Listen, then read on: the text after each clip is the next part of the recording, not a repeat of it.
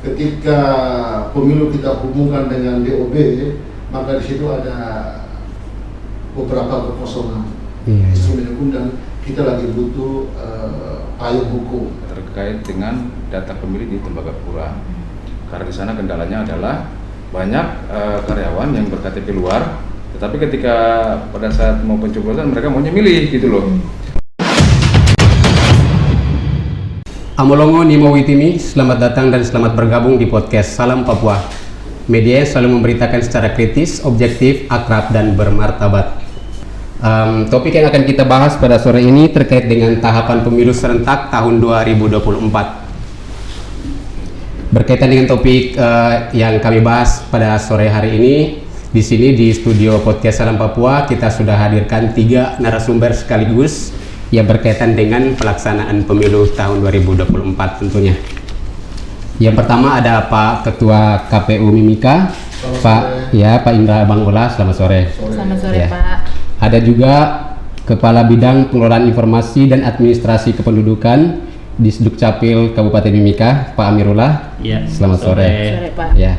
Ada juga Pak Koordinator Pengawasan dan Hubungan Antar Lembaga Bawaslu Mimika, Pak Budiono Munci. Selamat sore Pak Budiono. Selamat sore, salam Papua. Selamat sore. Baik, Bapak-bapak apa kabar? Baik, Ya, Alhamdulillah, alhamdulillah. puji Tuhan. Baik Pak, mungkin saya masuk dulu untuk Bapak Ketua KPU ya. Pak, ini kan tahapan pemilu ini sudah resmi diluncurkan tanggal 14 Juni lalu ya. Nah, mungkin Bapak bisa jelaskan sekarang KPU sendiri sedang dalam tahap-tahap apa Pak? Terima kasih dulu nih Ya. buat dua host kita ini yang Ya. cantik-cantik dan yang ganteng-ganteng ini. Saya Luar sapa biasa. dulu di sini Pak Amirullah dari Capil, kemudian Pak Budi dari Bawaslu, juga pimpinan dan redaksi Salam Papua yang telah menyediakan kesempatan buat kami semua. Tentunya kami berterima kasih banyak telah menghadirkan kami. Ini sebagai momentum yang sangat berharga buat kami sebagai penyelenggara pemilu untuk menyampaikan berbagai macam informasi menyangkut kepemiluan, di mana di tahun 2024 ini cukup berat tugas penyelenggara pemilu karena 2 jenis pemilihan, baik pemilu maupun pemilihan itu dilaksanakan dalam tahun yang sama. Kemudian dari elektoral politiknya itu beberapa tahapan yang juga saling beririsan sehingga membutuhkan energi, fokus, dan juga kemampuan dan tanggung jawab kita semua untuk bagaimana membangun kualitas pemilu yang ada di Kabupaten Mimika. Betul Pak. Nah, ketika kita berbicara soal pemilu, tentunya hampir mayoritas masyarakat Mimika sudah memahami dan sudah mengetahui kapan jadwal pemilu. Iya. Ya, untuk memilih presiden, DPD RI, DPD, DPR provinsi, dan DPRD kabupaten, bahwa jadwal untuk pemilihan itu jatuh pada tanggal 14 Februari 2024. Nah, untuk mudah mengingatnya itu, maka kita lebih sering menggunakan kata Valentine, di mana bertepatan dengan Hari Valentine, Betul. hari kasih sayang, hari yang indah. Dengan pemilihan hari ini diharapkan pada proses pencoblosan nanti dinamika menjadi dinamika yang penuh kasih sayang. Betul. Betul. Nah, begitu. Dinamika yang untuk- indah ya. dinamika yang indah. Nah, untuk pemilu itu sendiri, itu perlu kami sampaikan bahwa kita semua juga ketahui bersama bahwa kita menggunakan Undang-Undang Nomor 7 Tahun 2017. Undang-undang yang sama yang kita gunakan pada pemilu 2019 lalu. Nah, di undang-undang sendiri di pasal 167 yaitu menjelaskan bahwa pertama pemilu dilaksanakan setiap 5 tahun sekali. Kemudian hari pelaksanaan pemilu itu dilaksanakan pada hari libur atau yang diliburkan secara nasional. Kemudian di ayat yang penting ini masih di pasal 167 bahwa jadwal, waktu, hari, tanggal, dan jadwal pemungutan suara ditetapkan berdasarkan peraturan Komisi Pemilihan Umum. Nah, karena telah diterbitkannya PKPU 3 ya, Peraturan Komisi Pemilihan Umum Nomor 3 Tahun 2022, itu nanti tertera di pasal 3 pula, itu tentang uraian tentang tahapan-tahapan yang dimaksud dalam pelaksanaan pemilu. Itu ada kurang lebih 11 ya, Pak Budi dan Bawaslu, Pak Capil, itu kurang lebih 11, dimulai dengan perencanaan program, anggaran dan penyusunan peraturan penyelenggaraan pemilu. Nah, yang kedua pemutakhiran data pemilih, kemudian penyusunan daftar pemilih. Nah, yang ketiga kita masuk di pendaftaran ya dan verifikasi peserta pemilu. Yang keempat penetapan peserta pemilu. Nah, yang kelima penentuan jumlah kursi ya dan daerah pemilihan. Setelah itu kita masuk kepada pencalonan. Nah, setelah pencalonan baik Presiden, DPR RI, DPD, DPR provinsi maupun DPR kabupaten, kemudian disusul dalam masa kampanye. Kita masuk kampanye, setelah kampanye kita masuk ke hari tenang, masa tenang. Setelah masa tenang, kemudian pencoblosan. Setelah pencoblosan, rekapitulasi sampai penetapan, sampai kepada pengungkapan, pengangkatan sumpah dan janji jabatan. Betul. Seperti itu. Kurang lebih ada tahapan-tahapan yang telah saya sampaikan itu. Di PKPU sendiri juga di situ mengurai rincian waktu. Nah, kalau kita masuk ke rincian waktu untuk penyusunan program, anggaran dan penyusunan peraturan Komisi Pemilihan Umum sudah kita lewati. Kemudian yang kedua ini pemutakhiran data pemilih dan penyusunan data pemilih. Ini saya perlu sampaikan ke publik. Betul. Bahwa untuk pemutakhiran sendiri itu sudah ada komitmen bersama dari awal. Setelah melihat pemilu 2019, karena memang teman-teman dari Bawaslu juga sangat luar biasa, dari Capil, dari KPU, bahwa pemilu 2019 ini menjadi fondasi tolak ukur pemilu 2024. Ketika kita sudah berhasil membangun kualitas demokrasi pemilu di 2019, maka kita pastikan bahwa di pemilu 2024 jauh lebih baik. Kekurangan-kekurangan di pemilu 2019 itu akan kita sempurnakan.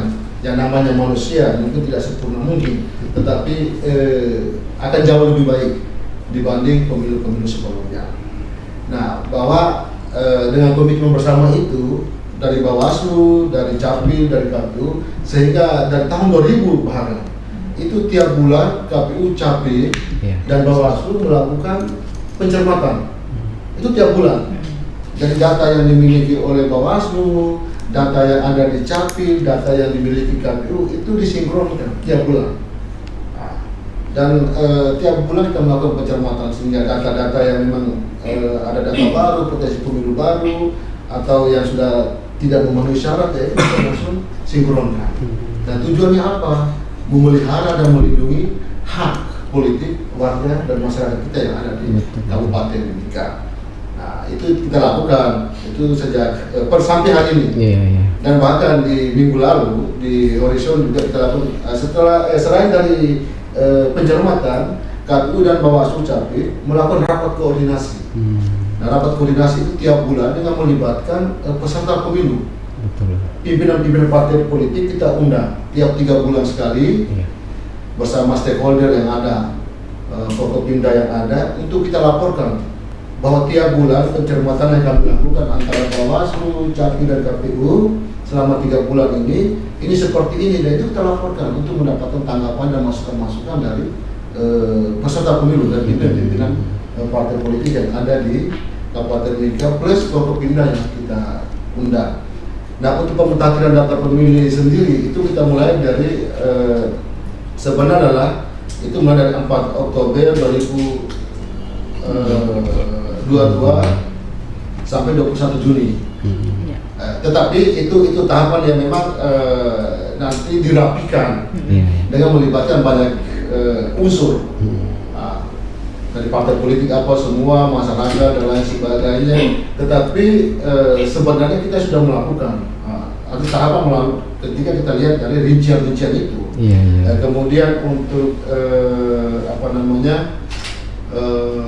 pendaftaran partai politik. Nah, partai politik ini menjadi hal yang sangat penting Betul. Saking pentingnya KPU dengan Bawaslu selalu baku sindir, Iya. baku marah, KPU selalu mendapat kritikan dari Bawaslu sebagai pengawas, ya, mengevaluasi secara detail untuk penentuan. Kita apresiasi dulu Bawaslu Kabupaten Mimika.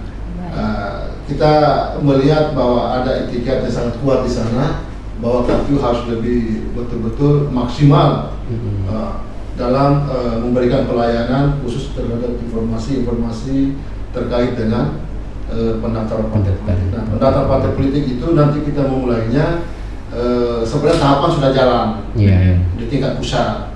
Jadi pada partai-partai politik melalui DPP mereka sudah melakukan pembatasan melalui SIPOL, Sistem Informasi Partai Politik. Ya. Nah, dari bulan Agustus sampai Desember tanggal 13 sampai tanggal 13 Desember itu proses verifikasi.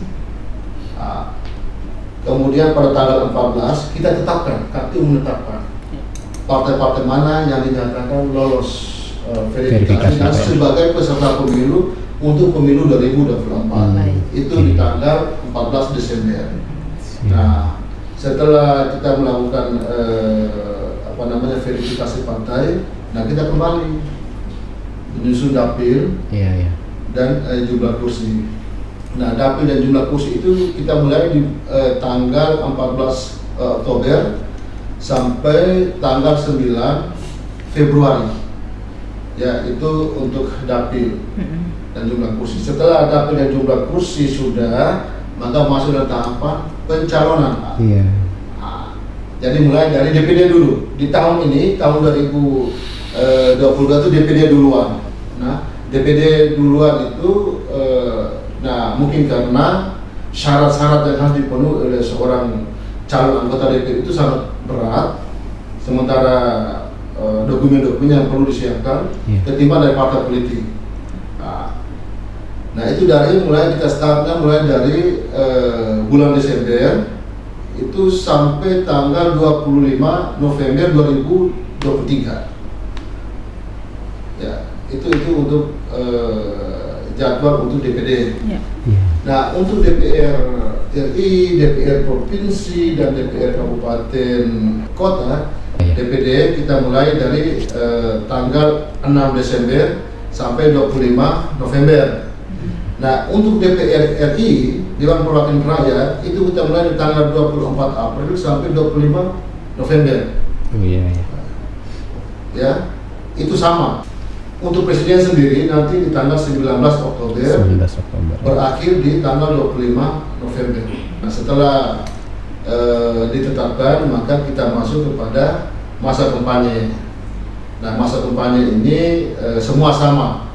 Presiden, DPR RI, DPD, DPR provinsi, DPR kabupaten kota sama. Itu masa kampanye mulai dari tanggal 28 November, 3 hari setelah penetapan, tanggal 8 November sampai tanggal 10 Februari 2024. Setelah itu kita masuk masa tenang 3 hari. Kemudian pada tanggal 14 pencoblosan. Nah, setelah pencoblosan kita masuk ke rekap. Jadi rekap itu kita mulai dari setelah tanggal 14 sampai 15 itu pungut hitung.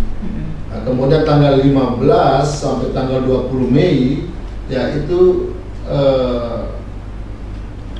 jadwal rekapnya. Nah, seperti itu. Pada tanggal 20 itu ditetapkan presiden jika tidak ada sengketa di MK. Tidak ada gugat-menggugat begitu ya. Untuk DPR provinsi dan DPR kabupaten kota itu disesuaikan dengan akhir masa jabatannya DPR yang ada. Ya, luar biasa, sangat terperinci, Pak. Oke, baik. Pak, mungkin ini yang terkait dengan pemekaran daerah otonomi baru ini, Pak. Pemekaran daerah otonomi baru Papua Tengah ini kan boleh kita katakan ini sudah 90%-nya jadi, Pak ya ini. Tinggal menunggu penetapan untuk jadi provinsi Papua Tengah. Nah, untuk pemilihan DPR RI dan DPD itu kan pasti ada perwakilan dari setiap provinsi. Sementara sebelum yang kami wawancara itu kan Bapak katakan kalau Provinsi Papua Tengah ini belum dilampirkan dalam Undang-Undang Pemilu ya Pak. Nah, terus sebentar lagi kan ada penentuan dapil dengan jumlah kursi, tahapannya itu. Sementara Papua Tengah ini belum masuk dalam lampiran undang-undang pemilu. Nah, menghadapi situasi seperti ini, KPU langkah-langkah apa yang dilakukan dan harapannya seperti apa, Pak? Ya. Jadi ini memang cukup menarik, tetapi banyak orang yang belum punya naluri ke sana untuk membaca. Nah, seperti teman-teman media dengan judul bahwa KPU sedang galau-galaunya.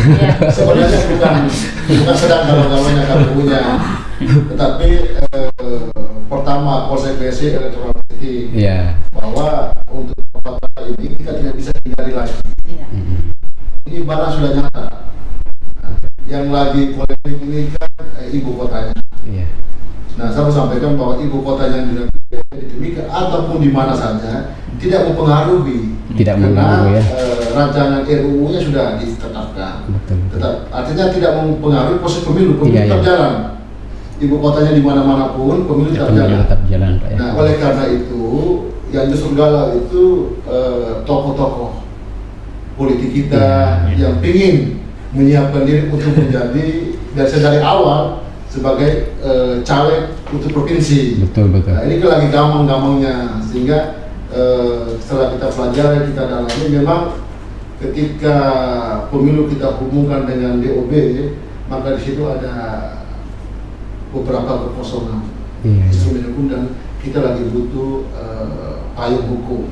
Nah, kenapa saya katakan demikian? Karena dari sisi elektoralnya kita mau lihat untuk Papua Tengah itu kita tidak bisa hanya pakai undang-undang pemilu saja nomor 7, tapi kita juga harus pakai undang-undang Otsus, ya, undang-undang Otsus nomor 2 tahun 2021. Itu di pasal 6 itu DPR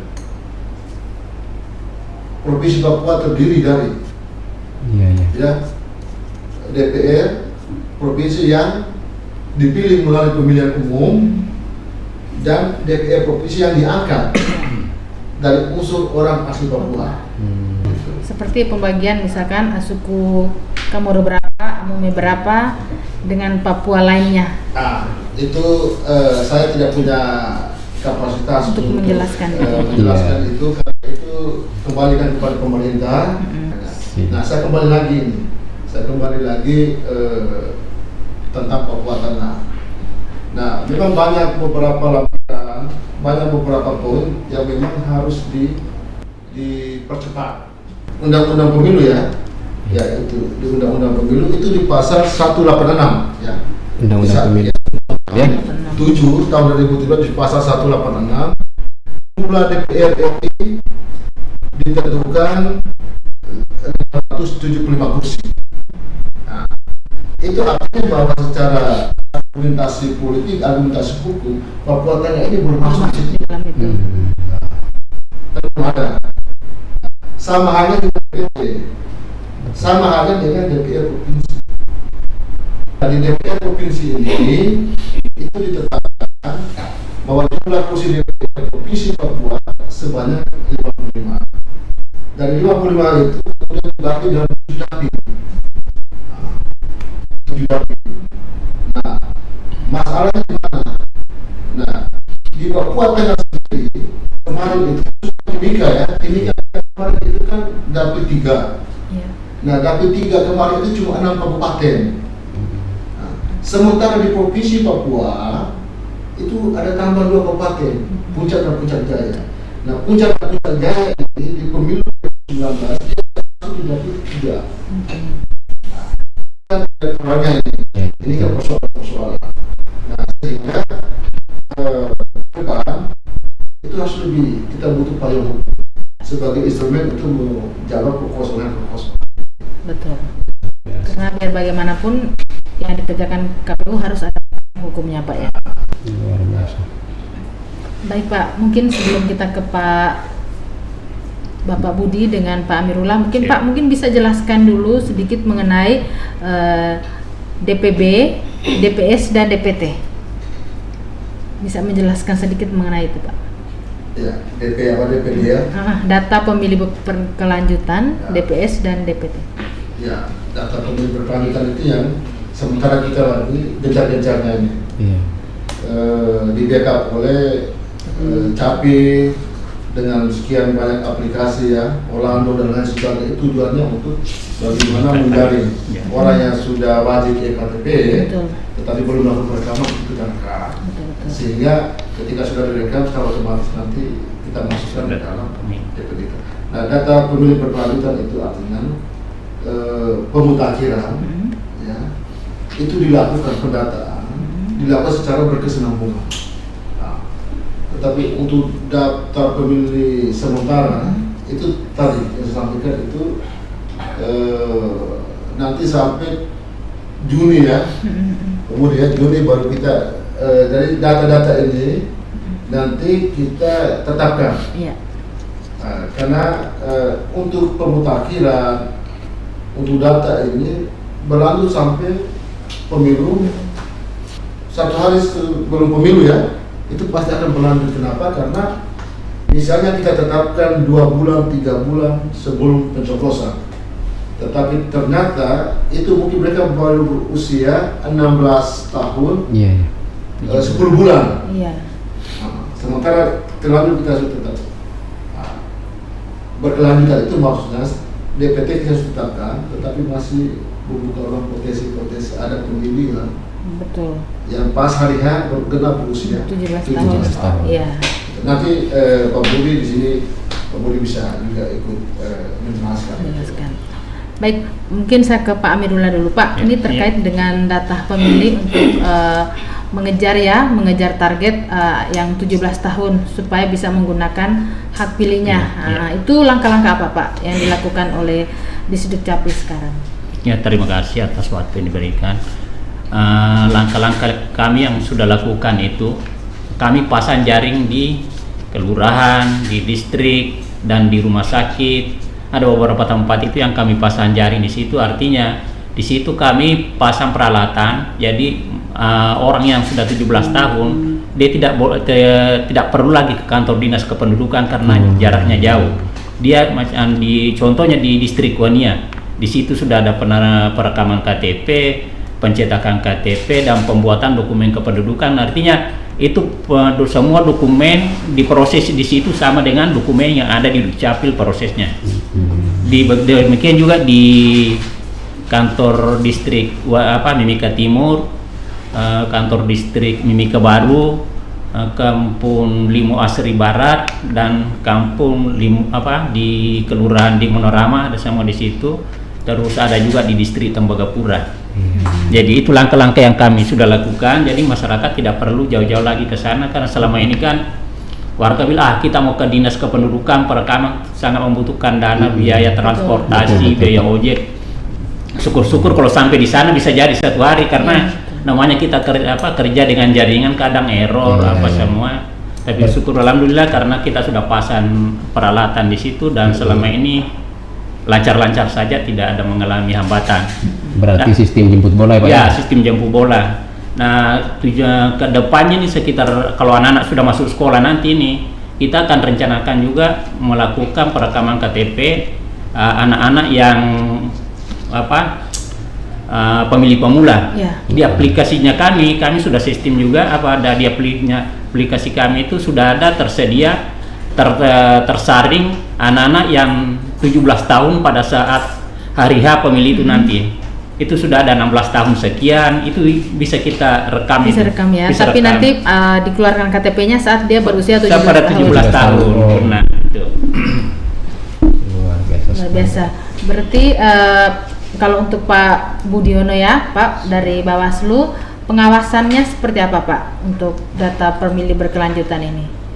Baik, terima kasih banyak. Mau izin menyapa dulu nih Pak Ketua KPU yang sangat luar biasa menjelaskannya. Terus Pak Amir yang selalu kita sering rapat bersama, sering kontok-kontokan di rapat, ya bagian dari Pak kata.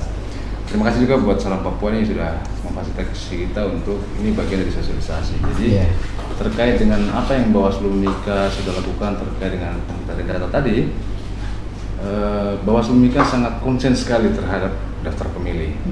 Jadi kalau boleh sampaikan sedikit, apa yang sudah kita lakukan terkait dengan daftar pemilih. Kita bahkan yang terakhir ini kita ada lakukan dengan tim dosen untuk melakukan penelitian. Kita ambil sampel di Kampung Mongojaya. Di situ kita mau ukur seberapa besar tingkat kesadaran masyarakat untuk memilih. Terus kita juga mau melihat seberapa tertib kampung itu daftar pemilihnya. Makanya kita buat di situ Kampung Pencanangan Sadar Pemilih. Dan harapan kami itu juga menjadi pilot project untuk di kampung-kampung yang lain. Terus banyak hal yang kita sudah buat karena kami punya pengalaman yang cukup kurang mengenakan waktu itu di Kuala Kencana pas pemilu 2019. Di TPS 6 dengan 7 kalau nggak salah itu di Kuala Kencana, di Multipurpose kalau nggak salah di situ. Itu pemilih yang sangat berebutan untuk mencoblos. Mungkin media waktu itu ada yang meliput, ada yang menyaksikan. Jadi ini indikator bahwa masyarakat itu sangat antusias memilih. Begitu. Cuman mungkin sosialisasinya tidak sampai ke pemilih sehingga mereka belum terdaftar dalam pemilih. Jadi atas dasar itu kami Capil, KPU, kita juga melakukan koordinasi terkait dengan data pemilih di Tembagapura.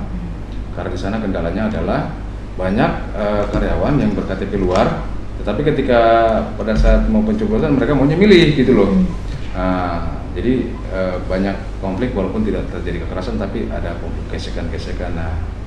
Kami di situ mencegah jangan sampai di pemilu besok akan terjadi lebih parah lagi dari yang kemarin. Jadi kami konsen dan alhamdulillah di Freeport sudah menyediakan satu tempat untuk di Capil melakukan rekaman ya Pak Ardi ya. Perekaman fasilitasi pindah datang penduduk yang berdomisili di Tembagapura yang datanya ada di luar. Nah itu terus di situ nanti kita akan buat posko. Jadi yang ada di situ ada Bawaslu, ada KPU, ada Capil.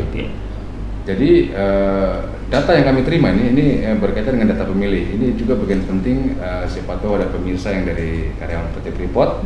Ini bagian juga sosialisasi. Jadi bahwa jangan nanti seperti yang 2019 mendekati hari H baru mereka mengurus A5. A5 adalah pindah domisili. Jadi dari sekarang penyelenggara dan Capil turun nih ke Tembagapura. Nggak usah kalian ke Timika ngurus-ngurus, mari kita yang di Tembagapura. Jadi 2018 data kami adalah 30.000 karyawan. Yang terakomodir dalam daftar pemilih itu kurang lebih 6 ribuan.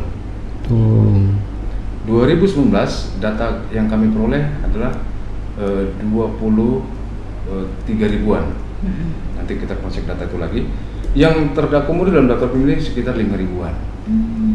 Nah ini kan cukup miris. Artinya bukan berarti penyelenggara tidak bekerja atau Capil tidak bekerja, tapi kami juga mau karyawan sadar diri lah. Jadi kalau mau haknya tersalurkan, ada kewajiban di balik itu. Kewajibannya adalah mengurus KTP untuk pindah domisili supaya diakomodir dalam daftar pemilih Dr. Mimika. Banyak hal, kita juga libatkan kampus-kampus, ada 4 kampus yang kita ajak MOU.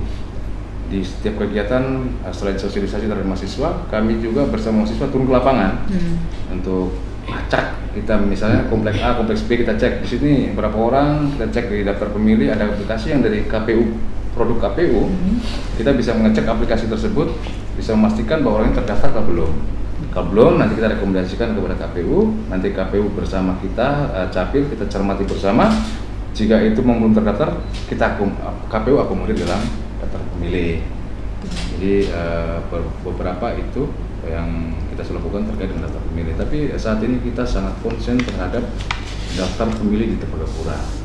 Karena di situ kami tidak mau terjadi konflik ketika besok ada pemilih yang tidak dapat menyalurkan hak pilihnya. Seperti itu. Ya kalau bisa mungkin di Tembagapura nanti kalau 23.000 karyawan, 23.000 itu juga bisa menggunakan pilihnya begitu harapannya. Tadi Bapak bilang di Kampung Lokal Jaya, apa namanya Kampung Jaya ya.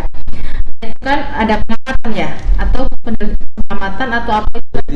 Ya itu caranya seperti apa Pak? Dengan wawancara atau dengan apa namanya isi formulir atau seperti apa itu Pak? Jadi Bawaslu ada bekerjasama dengan tim dosen, ada Pak Jimmy, ada Pak Ibu Tere, ada Ibu Nelly. Beliau adalah akademisi yang di bidangnya, dan kami ini kan Bawaslu bekerja berkaitan dengan kepemiluan. Kami waktu rapat, terus kita menyepakati mengimplementasi MOU kampus. Kita penelitian, salah satu dari Dharma kampus kalau saya pengabdian, penelitian dan itu.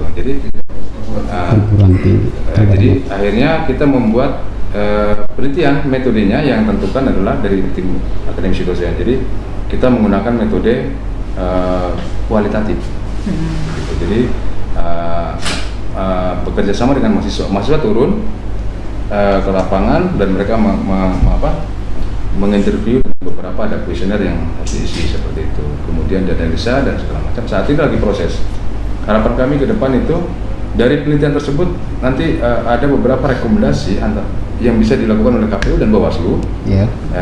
Ada kesimpulan awal ya. Artinya ini belum bisa dipakai, tapi ada kesimpulan awal dari penelitian itu garis besar. Banyak pemilih itu pragmatis. Jadi mereka memilih karena ada sesuatu gitu, mungkin omnya nyalon atau mungkin ada dorongan lain. Nah itu nanti penyelenggara pemilu baik KPU maupun Bawaslu akan mensosialisasikan ini terhadap pemilih gitu. Jadi banyak nanti kita dapatkan beberapa rekomendasi-rekomendasi yang bisa kita lakukan terhadap tahapan besok ini. Lanjut, saya ingin bertanya nih Pak, sampai sekarang syarat untuk pendaftaran parpol seperti apa Pak? Boleh dijelaskan? Jadi kita bicara berdasarkan undang-undang. Jadi syarat yang harus disiapkan partai politik itu, pertama partai politik harus berbadan hukum, ya, harus berbadan hukum sesuai dengan ketentuan perundang-undangan. Kemudian memiliki kepengurusan di seluruh provinsi di seluruh Indonesia. Kemudian memiliki kepengurusan 75% di kabupaten, ya, 70% di kabupaten di provinsi yang bersangkutan. Kemudian 50% kepengurusan di tingkat distrik untuk kabupaten dengan masing-masing kabupaten 50%. Di samping itu memperhatikan harus memiliki kantor sekretariatan yang tetap sampai dengan tahapan pemilu selesai. Untuk dari pemilu sebelumnya sampai sekarang yang parpol yang terdata ada berapa Pak? Kurang lebih 50 ya. Dari 75 partai yang mendaftarkan diri di Kemenkumham gitu. Nah untuk Mimika sendiri kita baru KPU Mimika baru ada tambahan partai baru dari 16 partai yang baru itu ada 7.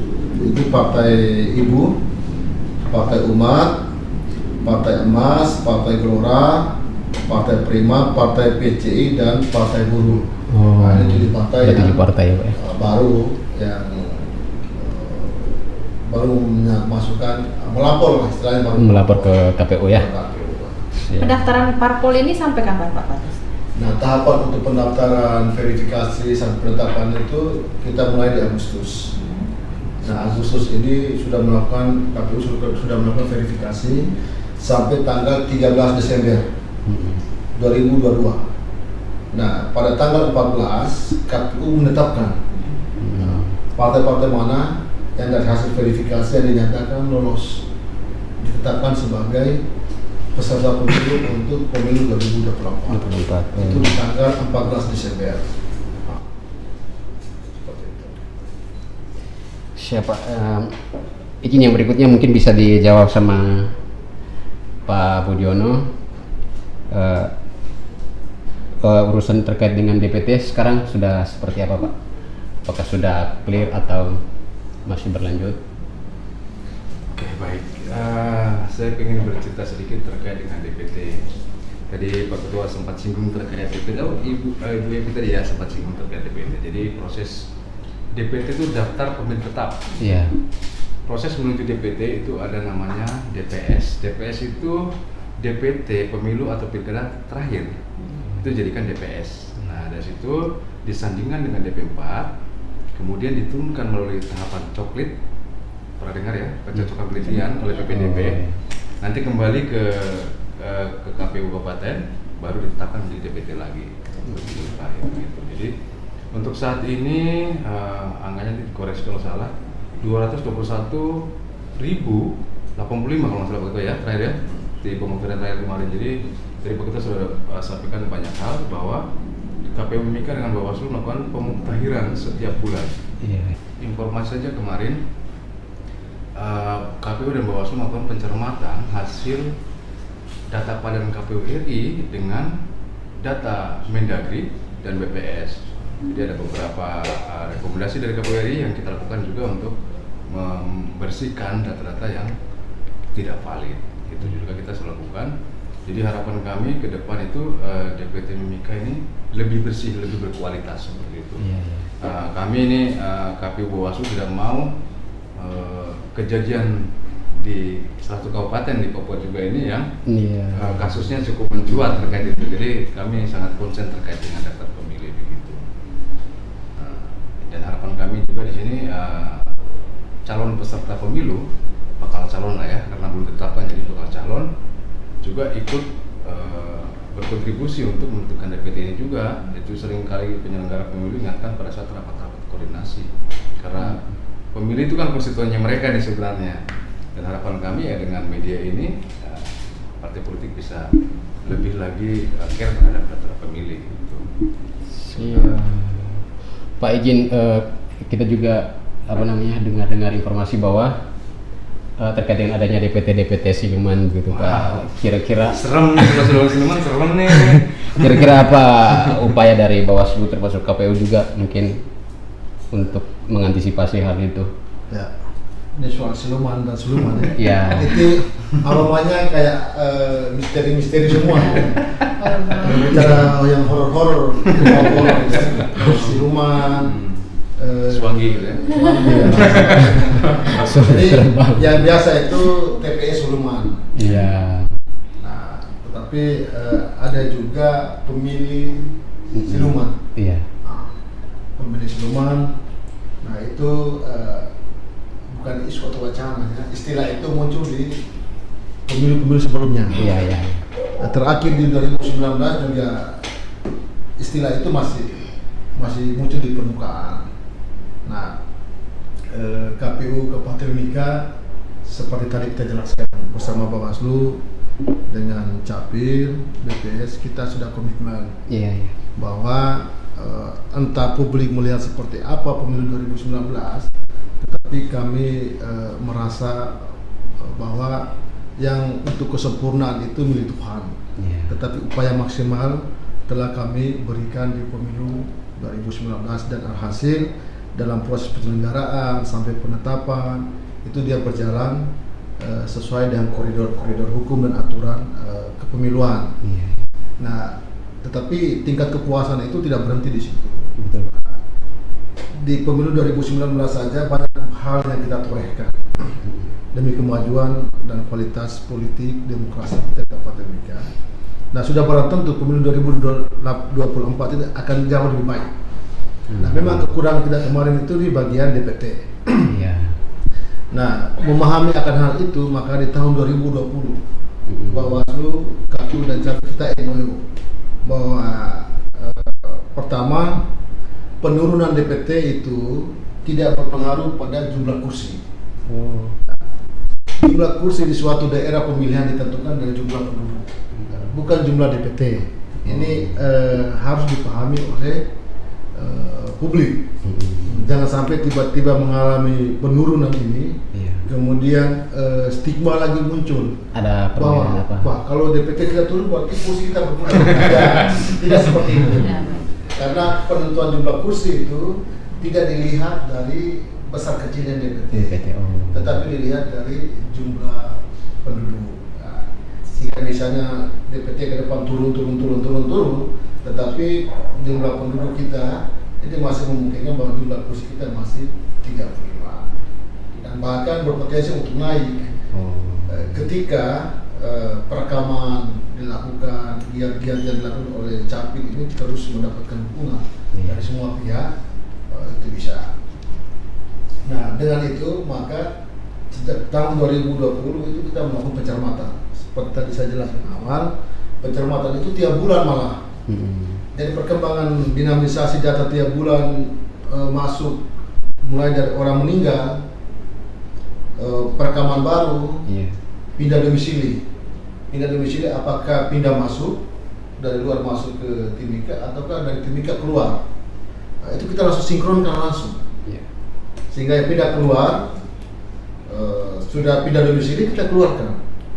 Begitu pindah masuk ya sudah kemudian terdaftar di Capil, itu kita jadikan sebagai potensi pemilih baru kita yang sebelumnya tidak ada di DPT kita.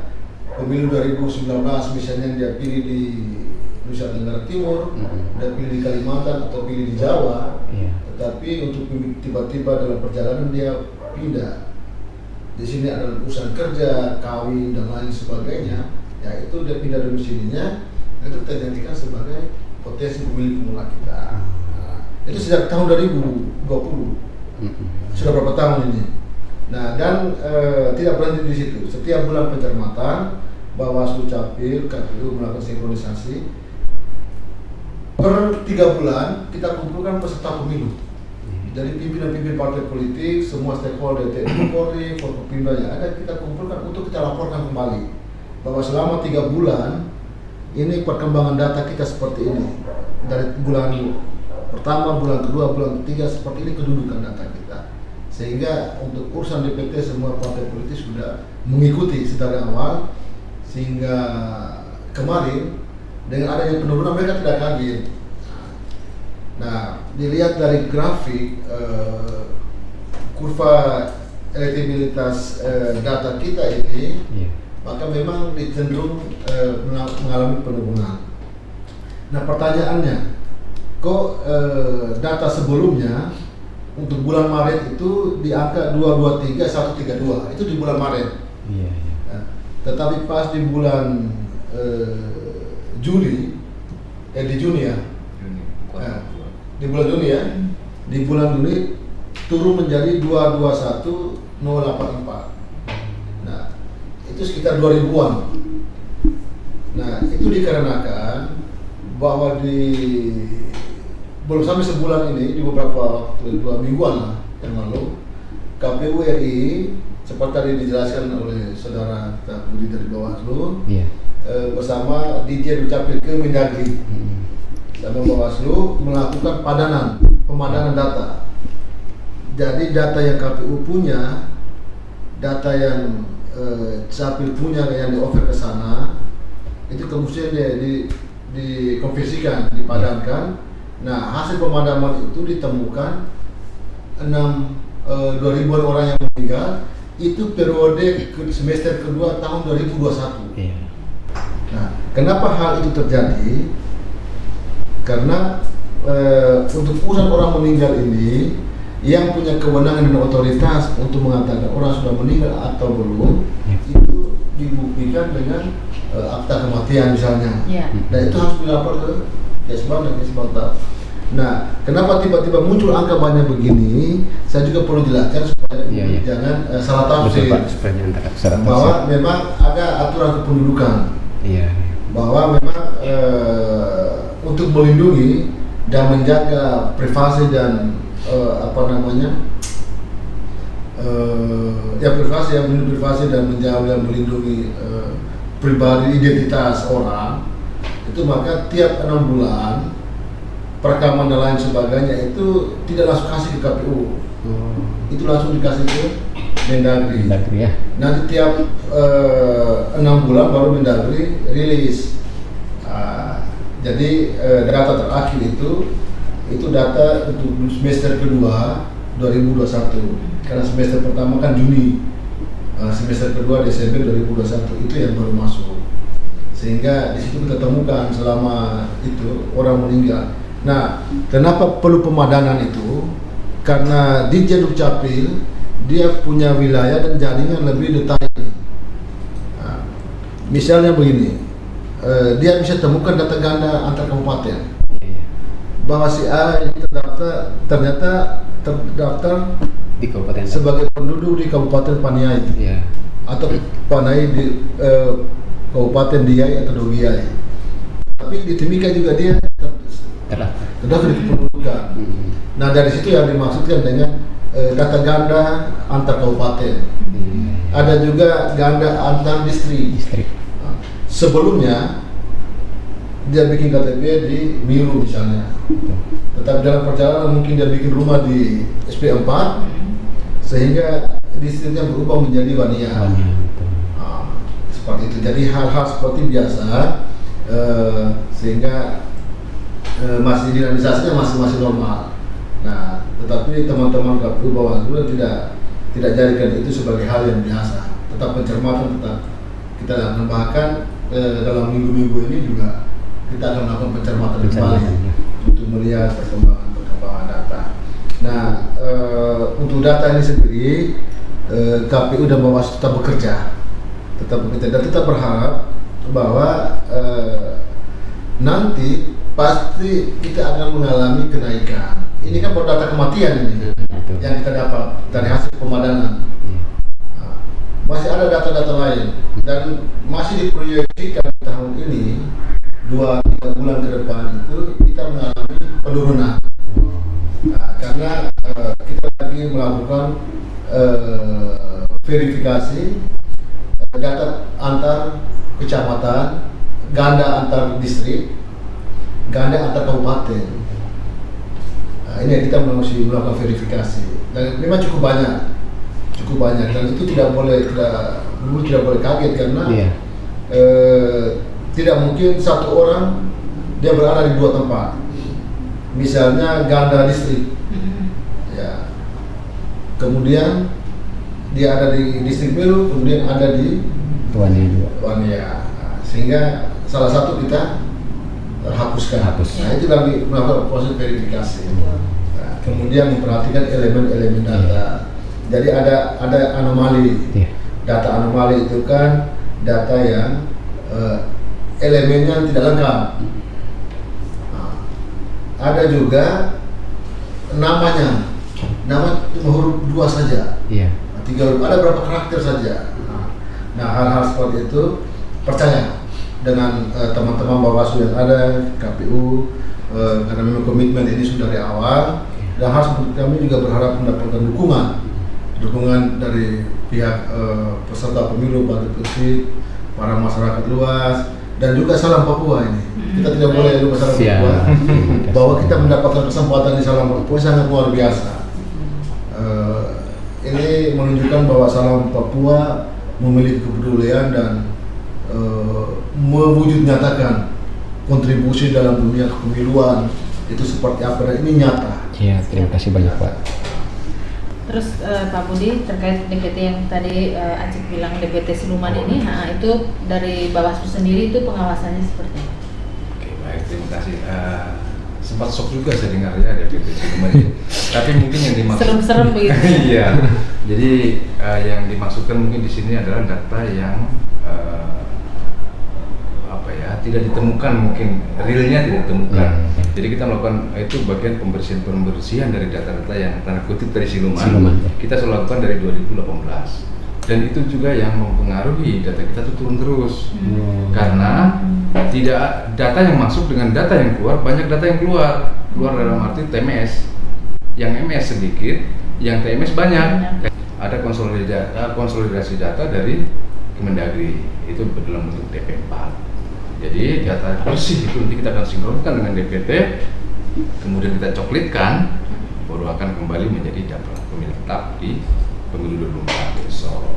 Itu mungkin yang dimaksud siluman itu. Jadi intinya Bawaslu dengan KPU benar-benar mengatur dengan baik supaya jadi data yang valid ya untuk pemilihan nanti. Sepakat.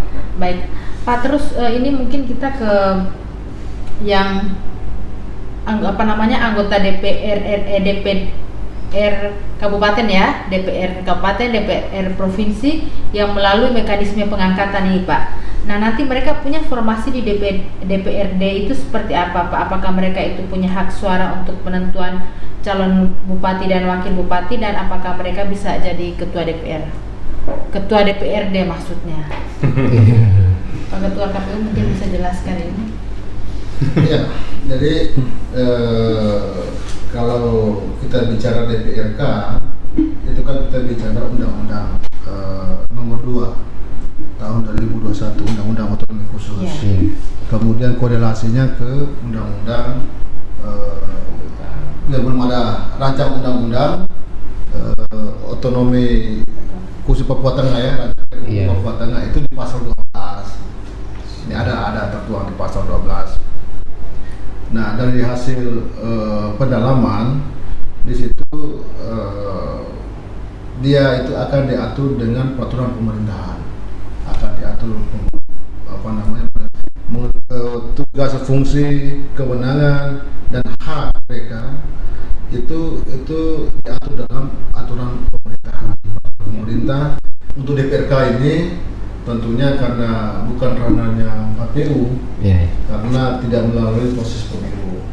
Itu nanti pemerintah membentuk pansel panitia seleksi, kemudian panitia seleksi membentuk juknisnya, kemudian dari menentukan kriteria syarat-syarat dan lain sebagainya itu di mereka.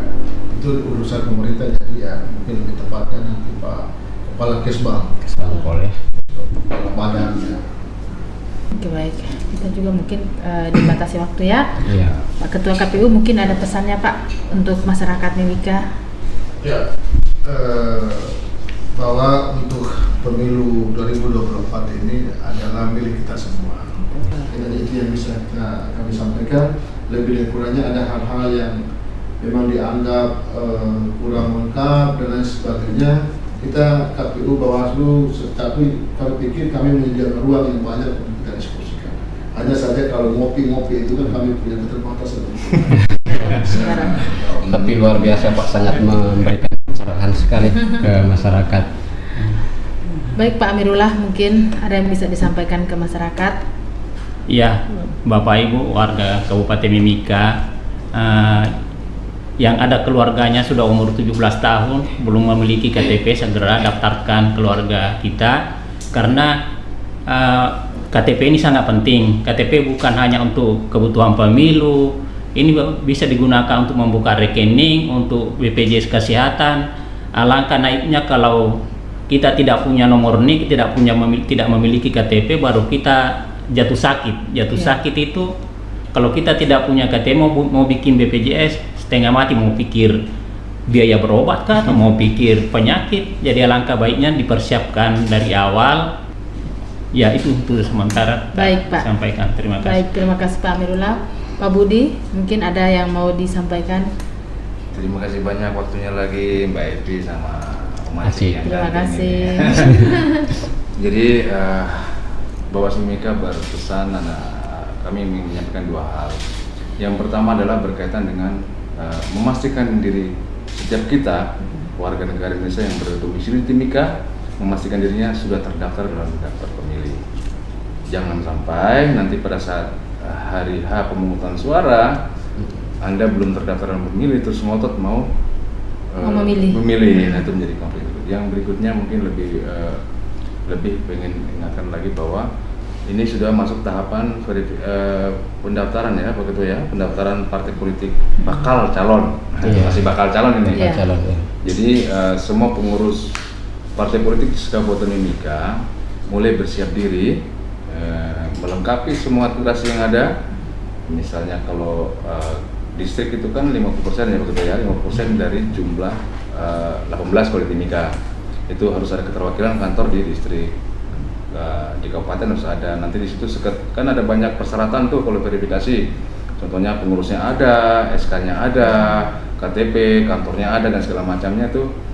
Jangan sampai nanti ketika di TMS-kan oleh KPU kan mengadulah kepada kami, sengketa, memaksa untuk di MS-kan. Akhirnya ada banyak konflik-konflik dan harapan kami dari sekarang mereka sudah prepare. Saya yakin mereka sudah prepare, tapi ada beberapa mungkin yang kurang serius. Contohnya begini, kami ini terakhir kemarin bersurat di hari Senin kepada Kesbangpol meminta alamat-alamat pengurus dan nomor yang bisa dihubungi partai-partai politik ini. Masih banyak di situ pengurus-pengurus yang lama, artinya di situ belum banyak terupdate. Jadi harapan kami kami ini kan mitra. Iya. Jadi partai politik harus jangan enggan dong, jangan sampai pas hanya butuh baru datang ke KPU, ke Bawaslu. Saat-saat inilah mari datang ke rumah kami. Iya. Ini tempat kita bersama. Jadi apa yang ingin dikoordinasikan, apa yang ingin didiskusikan, mari kita diskusi di kantor. Itu bebas, tidak melanggar kode etik sama sekali karena kami ini adalah mitra. Itu yang kedua. Yang ketiga, itu semua bagian dari pencegahan terjadinya sengketa proses pemilu sebagaimana diamanatkan oleh Undang-Undang 7 terkait dengan kewajiban Bawaslu Kabupaten Kota seperti itu. Baik. Pak, mungkin ada warga yang belum tahu kantor Bawaslu. Bawaslu. Bisa Di- bisa sekalian promosi. Informasi banyak yang diingatkan ini ya. Jadi kantor Bawaslu itu di Simpang 5 Awalin. Iya. Kalau dari arah kota belok kanan, jarak 50 atau sekitar 60 meter di sebelah kanan, di depan kantor kir mobil ya. Kir mobil. Kir mobil Ya. di situ di SP2.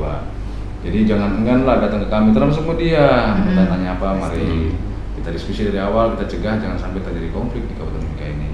Mungkin Iya. Pak, mungkin kantor KPU mungkin ada yang belum tahu, bisa Kalau disampaikan kantor KPU di alamatnya. bilangan Jalan Sultan Hasanuddin arah pasar baru. Nanti kalau dari arah lampu merah itu setelah berapa hari itu siap-siap. Kalau dari arah lampu merah Siap-siap lihat ke kiri sudah. Jadi enaknya kantor KPU diapiti oleh yang satu sebelah kiri toko bangunan, Iya. yang kanan mebel. Jadi ketika mau cari bahan sekalian, pemilu juga dapat, kemudian bangunan juga dapat, di situ saja. Tempat yang strategis untuk dia. Baik. Mungkin saya tambahkan sedikit. Iya, Ya. boleh Pak. Iya, silakan. sedikit saya tambahkan bagi warga kita di Kabupaten Mimika yang ada keluarganya mengalami kelumpuhan, tidak bisa ke tempat pelayanan, boleh kontak kami, namanya kontak Orlando 0813, boleh dicatat nomornya 0813 6982 4244. Boleh kontak ke situ supaya nanti kita punya tim tanggap ada. Ketika kita dapat informasi bahwa ada keluarga ini tidak bisa jalan ke kantor, bisa kita datangi di situ, luar biasa. rekam, cetak KTP-nya di tempat, Wih, luar dan biasa, akan langsung Pak, ya. jadi di tempat itu. Baik. Ketika ada jaringan ya, kalau tidak ada jaringan ya. Iya. Iya. Tapi kalau dalam kota kan saya yakin semua ada jaringan. Iya. Iya. Pak, kan kadang juga orang yang sudah meninggal itu keluar itunya ya, apa Iya, sebagai pemilih. iya. Nah, mungkin Bapak itu pesannya seperti apa? Iya, itu kami juga pesankan, bisa di kontak Orlando juga. Bila ada keluarga kita meninggal, bisa kontak ke Orlando di situ. Nanti itu bisa kita terbitkan akte kematiannya, akte kematian yang keluarga yang meninggal, terus kita terbitkan kartu keluarga baru dengan KTP baru dengan status yang berbeda. Iya. Tadinya status kawin, kalau pasangan kita meninggal kita taruh statusnya di situ sebagai cerai mati. Oke, baik. Iya, Siap. terima kasih. Baik. Oke, terima kasih banyak Pak Budiono, Pak Amirullah dan Pak Ketua KPU. Terima kasih banyak atas kunjungannya dan kesempatannya datang ke podcast Salam Papua. Jadi sebagai masyarakat Mimika kita harus terus mendukung upaya dan kerja keras penyelenggara pemilu agar pelaksanaan pemilu serentak di tahun 2024 bisa berjalan lancar. Terima kasih.